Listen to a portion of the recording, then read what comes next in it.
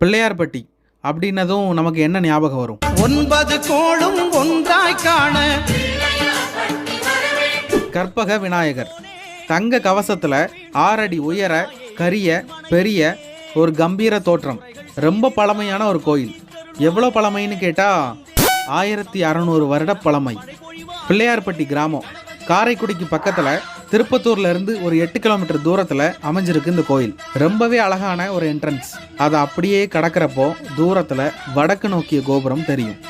போகிற வழியெல்லாம் அருகம்புல் மாலையும் சம்பங்கி மாலையும் முக்கியமாக மதுரை மல்லி இது எல்லாமே இங்கே விற்றுக்கிட்டு இருப்பாங்க. தென்னங்கீற்றுகளில் வேந்த கொட்டகை முன்னாடி இருக்கும். பார்க்குறதுக்கே அவ்வளோ அழகாக இருக்கும்.